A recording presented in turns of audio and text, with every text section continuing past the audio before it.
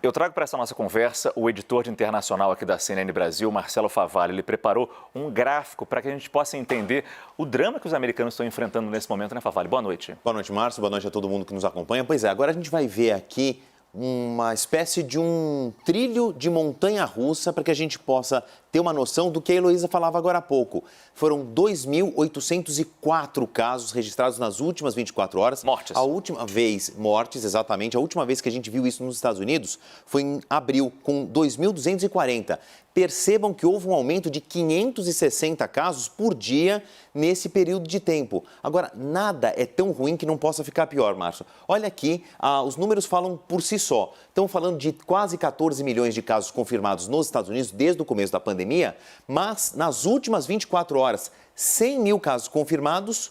E aqui a gente tem 274 mil mortes, claro, em um saldo total, 2.800 nas últimas 24 horas. O que chama atenção é esse gráfico aqui que começa a saltar desde setembro. E a gente está tendo esse pico aqui. Agora, lembra que a gente falava que há uma semana o Thanksgiving, a Ação de Graças, que é um feriado importantíssimo, as autoridades americanas pediram para que os americanos não saíssem de casa. 6 milhões de famílias não escutaram muito bem as indicações. E agora a gente está vendo esse fenômeno. Daqui pouco mais do que 20 dias é Natal e bem provavelmente isso aqui a gente vai ver de novo acentuado. A CNN americana falou com uma fonte da Universidade de Washington, que fica na capital americana, e disse o seguinte: olha, daqui uma semana, nesse salto, se continuar esse número crescente, a gente está falando em 3 mil mortes daqui uma semana. Esse número é extremamente perturbador e eu peço desculpa se eu fiquei me mexendo aqui, porque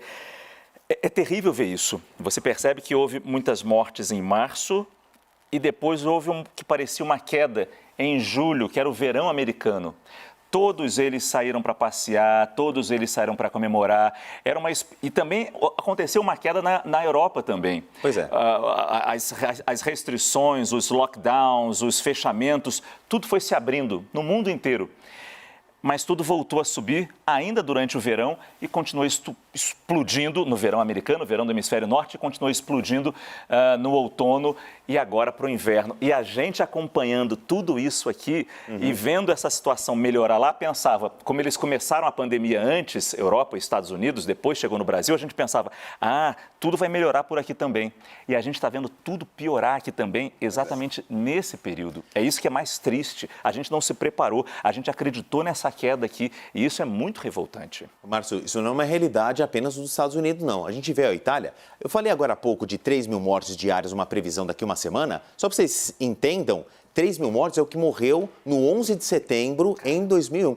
Ou seja, é um 11 de setembro por dia nos Estados Unidos só de Covid. Agora vamos ver a Itália. Olha este salto aqui, impressionante. Eu trouxe a Itália também porque, não coincidentemente, a Itália também registrou um novo recorde nesta quinta-feira. Aqui, nas últimas 24 horas, perto de 1.000 mortes, já são quase 60 mil mortes na Itália desde o começo da pandemia. E nós estamos falando aí de um país muito menor do que os Estados Unidos, com quase, ou mais de 1.600.000 casos confirmados. Os últimos 23 mil casos foram nas últimas 24 horas. Aí a Itália também adotou medidas mais rígidas. O Congresso italiano, o Parlamento italiano, determinou um fechamento das viagens entre as regiões que vai vigorar entre o dia 20 de dezembro e 6 de janeiro, justamente durante as festas de fim de ano, que é para tentar reverter esse quadro. É uma medida que se repete, porque entre março e junho aconteceu a mesma coisa, um fechamento das cidades e a proibição de viagem